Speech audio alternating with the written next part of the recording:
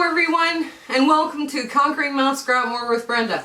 I'm Brenda, and today we're going to bind the coffee quilt. This is the first thing I've made for myself, and I can't even remember how long. But I'm so excited about it too, so we're almost, this is it, this is the last part. So what we're going to do is we, in the last video, determined that this was approximately 72 inches square. So I decided I'm going to do a flange binding just because it's our last opportunity to add some beautiful color into this quilt. So because it's 72 inches square, 72 times 4 is 248, no 88, 288, yes, okay. Somebody's going to check my math, I just know it. 288 divided by 40, which is the average length of your strips, right, like your with the fabric, right, is 40 inches. So we're looking at 7.2 inches of, 7.2 strips to go all the way around. So we round that up to 8, just to make sure we have enough and it's going to go all the way around and we're not going to have a problem being this much short. Yeah, that's not good. So what we're going to do is we're going to take our 8 strips. Now, the first thing we have to determine is how much leftover fabric we have. We have this beautiful red coffee bean. We have with the fabric for this brown coffee bean and this really pretty blue and white mottled textured coffee bean print from Africa. The only problem with this idea is this is how much red we have. Now, if I do a 1.5 inch, when you're doing a flange binding, you're doing a 1.5 inch strips of one color and then 1 3/4 inch for another color. I know that sounds strange, but it works. So what we need when we're doing 8 strips of 40 inches about, we're going to need 12 inches of width of fabric. Well, we don't have 12 inches here. So the red is not going to be playing nicely with us today. We do, however, have just enough in the brown. So what we're going to do is I'm just going to quickly measure it. Yes, we do. We have about 12.5, 13 inches. So we're good. We've got enough brown here to go all the way around. And we have enough blue, because this is doubled, to make our 1 3/4 inch strips from. So we're good. We're in good shape here. So we're going to get right to the cutting here right away. So if you want to come see what I'm doing, come on a little closer. Okay, so I lined up and straightened my edge that I'm going to cut from here on the brown fabric. Now this brown fabric is going to be the binding of the flange binding.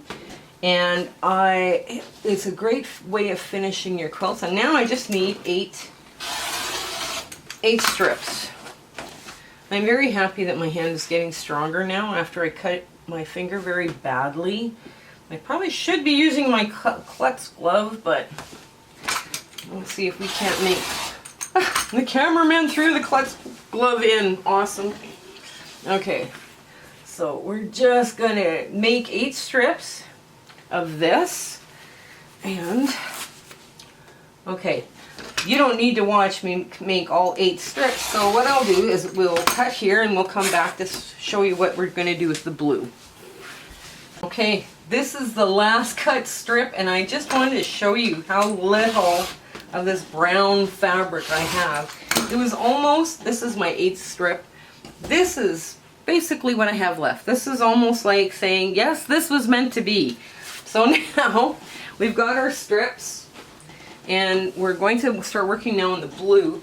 Now the blue is not 40 inches with the fabric, but it is more than 40 inches the other way, right? Because this is a 24-inch ruler. So we're going to have enough and more. So I'm just going to make it into 4. I'm just going to fold it into 4 so it lies nice and flat under the ruler. And we're just going to trim off this little bit here. And what I do, I just rotate my mat around like this. And I try and measure so that this is a straight line up here, and down here. And I just want to take a little sliver just to trim all the little bits off. And now we're going to come around here, and I'm going to trim 1 3/4 inches. Now, I need 8. Well, I said 8, but this is a little longer, so if all I get is 7, that's fine. And I'm wearing my Quilts glove again, as being reminded by my cameraman. Yay, thank you, hubby! So I'm going to cut this. I'm going to finish cutting these with the Quilts glove on, and I'll meet you back at the sewing machine. Okay, so now we're just going to start sewing our strips together. Now, I don't sew them at an angle, or I sew them at an angle. I don't sew them like, you know how you would put both good sides together and then you would sew it this way. I don't do that. I put mine at an angle like this, and I just lay them across, and then I just sew from angle, from point to point. Oh, just a minute. I was quilting with this foot, so I need the feed dogs now. That would be good. Okay, let's start again. Here we go. So now this is going to feed because it has feed dogs. Move it. So I'm just going to go and make a bunch of strips like this. I'm going to do the brown as well. And then, let's see, we will take this. See, these are a lot longer than 40 inches. So we're going to take this, and we're just going to keep doing the same thing with the blue and the brown. Okay, and I'll meet you back here to show you what's next. Okay, this is how I trimmed the dog ears off. I went up and then a generous 1/4 inch and then back down. So when I open this up, it looks like this. Now it doesn't matter which way I decide I'm going to flip this back seam or even press open, because there's no dog ears now. So that was one thing I forgot to show you when I was doing this. So what I'm going to do is I'm now going to put these two together. Now I'm going to put the flange, or the 1 3/4 inch down, and I'm going to put the binding part of this underneath on top. See, I've got like a 1/4 inch sticking out on this side, but that's okay. We're just going to go through, and now we don't have to worry about offset seams because the blue is quite a bit longer than the brown. So the seams are not going to meet up, and you're not going to have a bunch of bulk. Now as I'm sewing this, when I get down to this, I'm just going to sew this so it lies flat like this. So I'll meet you when I'm finished sewing this. Okay, I'm over at my pressing mat now, and what we're going to do to the entire strip is we're going to set our seam with hot iron, just like this, very quick, very easy to do. And once that the entire strip is set, then we just roll over the flange, or the binding, right? Now we're going to press all of those seams to the binding. We're going to go through, and we're going to use our tailor's clapper to get this as flat as possible, right? We're just going to leave it rest for a second or two, and there, and just go like this. And we're going to do that to the entire strip. Then what we're going to do is we're going to come back to this strip, and we're going to fold it over. Now see, when you fold it over like this, right, that's what this is going to look like, right, from the back. Now you're sitting there, well, why are we pressing? Because we could have a binding. The binding is the brown, the blue is the flange, right? Well, this is what you're going to have on your quilt, right? So this gets flipped over like this. This gets sewn onto the back first, and then it's flipped over to the front, so this edge shows. So this is where you sew it onto the top, is just along this little flange, and it looks like you've got little fake piping on your quilt, right? But if you pushed this seam to the flange, which is the blue part, you're going to be struggling trying to pull it over and make it nice and flat, right? So what I'm going to do is I'm going to finish ironing my strip, and we'll meet you back at the sewing room, or the sewing table, or the sewing machine. I don't know what I'm talking about anymore. Okay, so what I've done now is I've got my flange binding all done. So I put the good side, or the brown part, or the binding part, to the back of the quilt. And I just lay out about, you know, from the wrist to your elbow of fabric that's got to go down. And that's where I'm going to start my sewing. Now I'm just going to pull my little thing away here. And I've got my 1/4 foot on, and I'm just going to back stitch a bit. And now I'm just going to keep going all the way around the quilt. I'll meet you back so I can show you a corner, because this is a 72-inch square quilt. So I'll show you when I get all the way around, and I'll meet you back at the last corner and how to join up. Okay, so we're at the last corner. So I'm going to show you how I do my corners. Now I cheat a bit, and I get away with this cheat because once I finish doing the corner, I trim away the excess fabric in the corner. So what I do is I take my work right down to that 1/4 inch. Now I have a 1/4 inch line on the foot here, right here in front, and I make sure, just got one more stitch to go. I go right to that 1/4 inch, and then I go back, and then I hand crank forward to my mark. With the needle down, I pivot. Now I know that you're kind of wondering why you pivot and then you close it up.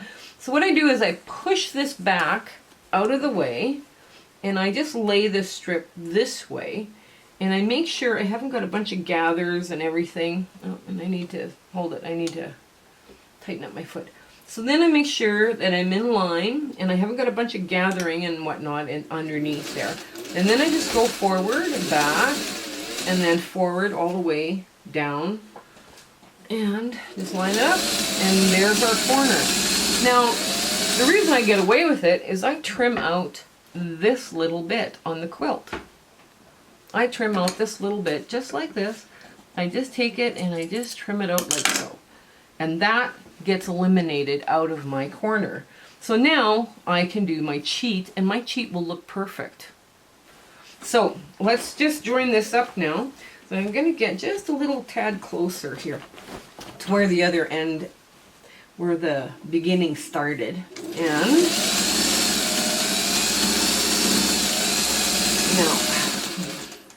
now, okay, now we're just going to clip where, this looks funny with the big shears clipping this. Okay, so here, we're going to get our ends working here. Now, what I do is I usually take, this is a longer bit. This is the rounded up part of 7.2. So what I'm going to do is I'm just going to make an arbitrary decision and trim this. Just like this. At kind of 45 degree-ish, right? Okay, so from there, I'm going to lay this strip on top, and I've got lots of coverage, right? I've got more than a 1/2 inch over, right? So now what I'm going to do is I'm going to take the brown part, and I'm going to mark the brown with a pen. Do I have a pen? Yes, I do. Now I'm just going to mark right inside. Now I'm going to match up the brown to the brown and the blue to the blue, right? So basically I've marked where this needs to go, and I'm just marking where in the seam allowance, right there, in the seam allowance, right in there with the seam allowance is, on both sides, on both the top and the bottom, right? Now this piece has already been cut, so this gets moved out of the way. So now I'm going to find my points again, and of course I might look for them here. Where is this? Okay, so this goes to here. Okay, so now with my points, I'm going to take a 1/2 inch ruler and line up my 2 points on either side of that mark, and then draw a line on the inside, and this ends up in the seam. right? Just like that. Very quick. Very quick. And now I just trim this off. Right at there. Okay, so now what I'm going to do is I'm going to take a pin, if I can find one here close at hand. I'm going to take some pins and I'm just going to pin this in place with both good sides together. Okay, so I'm going to take this, right, and put the pins together, and I'm going to pin about 1/4 inch down, right, from where I need to be on both the front and the back. And I'm just going to, first thing I'm going to do is line up the top of the binding, and then just pivot it over, and then you'll line up the binding part, the brown part, and then the blue flange. Okay, oops, I got a pin, extra pin. Okay, I'm just going to put them in place and then move this off to the side. Okay, so now I'm going to lay this flat so that all of that goes in. I'm hoping you can see this. Not so great. So I can't. Okay, I have to be able to sew this. So here we go. Now okay. So now I'm just going to lay this down as flat as I can, and I'm going to put it. Here's my threads. Where'd my top thread go? Oh, my bottom thread's here. Okay. So I'm just gonna finagle this a bit to get it under. Now I know everybody does it a different way. So, and that works. And now, we just go through here, right out the other end. Okay. And there we are. We've matched our binding. Okay. So now, we're going to pull this away. And I'm going to clip off that dog ear, because I don't want it hidden in my binding. Clip off this dog ear too, while I'm there. And I'm going to throw all this stuff away. And ta-da, it meets. So I'm just going to finish sewing this, and then we'll flip it over to the front. Okay, here we go. Well, now,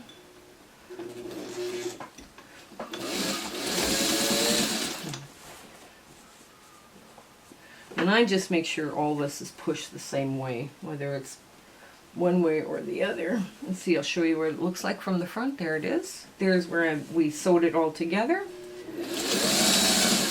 Okay.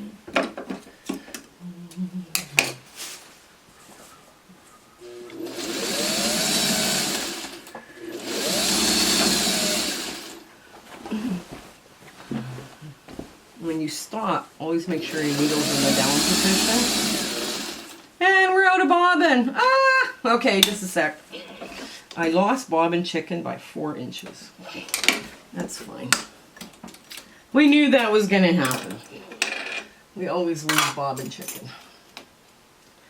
Okay, let me just put another bobbin in there. And here we go. Oops, I'm going to clean that out because I don't. Here we go. Those makeup brushes are so nice. They just, it's like static. They use static to pull out the lint. So, there we go. And there we go. And we're done. Now, I'll flip it over and we'll get the other side done. Okay, so we flipped it over. All of this is now ready to go. You can iron this flat out this way on the back. Like you can iron it if you wish. I just find if I pull it hard enough, I do get it to move. Now, you can see the vertical, this machine does not like to do horizontal lines. It's okay with vertical up and down, but it's not great. Now we have all of these loops in this quilt right in where the binding's going to cover. So we're fine. Now we're just going to move this quilt. Now, the other thing, I have pale blue thread because that's the closest I could match to this, right, in my stash.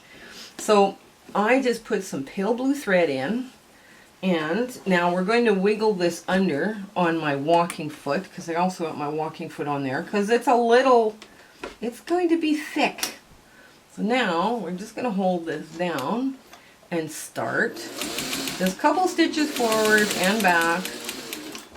And now we're just going to continue to proceed around the quilt, stitching in the ditch right in here of that flange binding. Okay, now I will meet you back here once I'm done stitching, and I'll show you how I do the corners. Okay, now we're at this last corner before we match up our ends. So I just going to smooth this down as nice and smooth as it will go, and I'll get a little closer to the corner.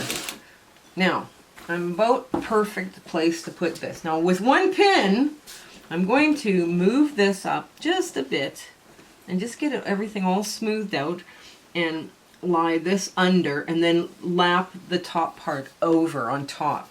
This way I don't end up with a lump now coming in. So it climbs, it's easier for the walking foot to climb this way than it is if I folded it the other way. So put this one on top and this one underneath, right? So now we're just going to move slowly. And as we get closer to that pin, we're going to take over hand cranking.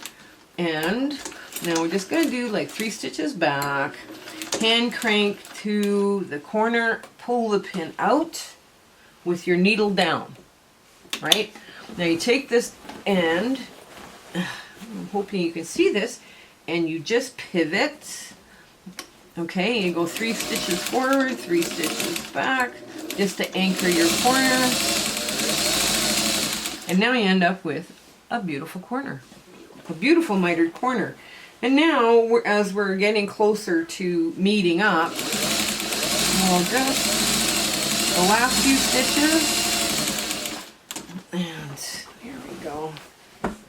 And we're right there. You can see it better. And we are going to get ready for a ta-da moment. Okay, we are done. This is a monster. It's 6 feet by 6 feet, or 72 inches by 72 inches, and it is huge. And even though there are some parts of it that were really densely quilted, like the coffee cups and the mugs and the sugar bowl, it's still soft because cotton batting was used. 100% cotton batting was used. Even once this is washed, it's going to have a lovely drape, even though there's more dense quilting in it. So let me just show you what I did on the corner. Hang on. Okay, try. So this is the mitered corner right in here. And you can see, like from the back, this is what it looks like from the back. So I have a perfect little corner there by cheating and then trimming away the excess on the quilt. And then when it flips to the front, right, this is what it looks like. This is a flange binding, is a real beautiful finish.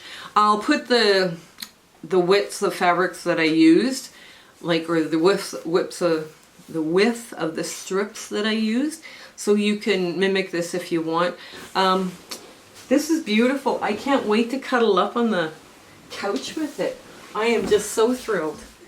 So we did it. We finished the quilt. Okay. So I want you to have a great day and have a great week ahead. Bye. If you have questions about what you saw on this video, or you have ideas for content or something you want to see us do, please put those comments in the description below. But also, while you're there, like, share, and subscribe with your friends. That would really help us out. Okay, I want to thank you and have a great day.